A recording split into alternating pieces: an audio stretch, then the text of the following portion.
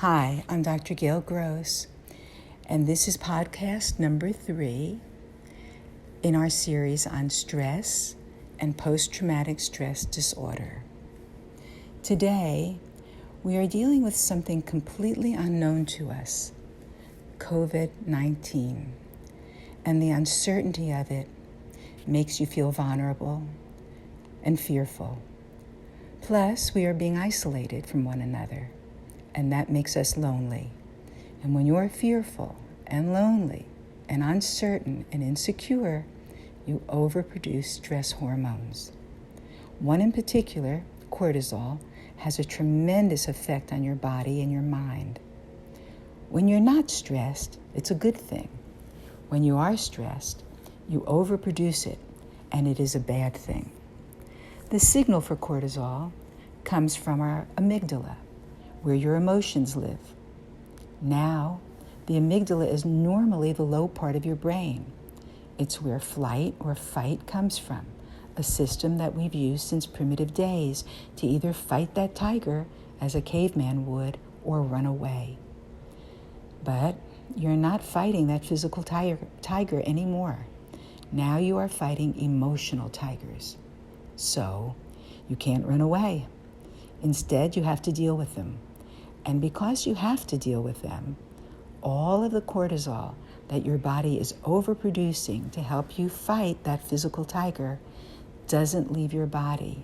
It doesn't drain off, but rather bathes your body in stress hormones so destructive that they are received in the body like battery fluid.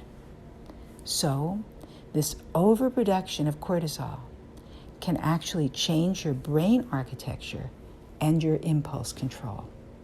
It affects your memory, it affects your immunity, it affects your ability to learn, and definitely it affects your cognitive and critical thinking.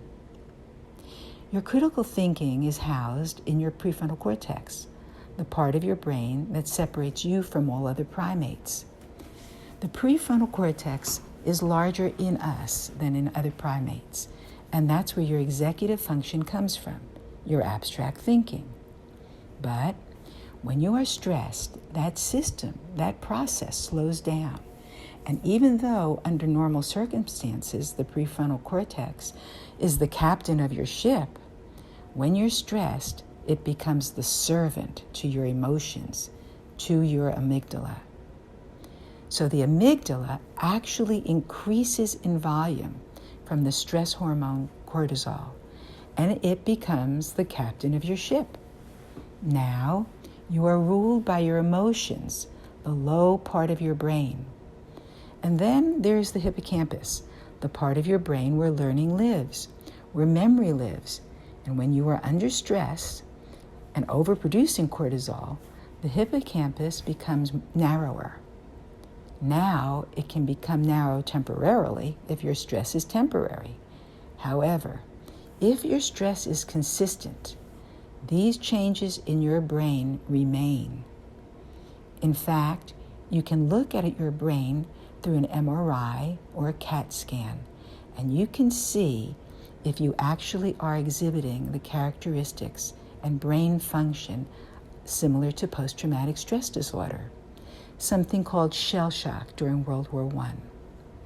What we know about stress is that when you are overproducing cortisol and other stress hormones, that cortisol has to come from all of your body systems.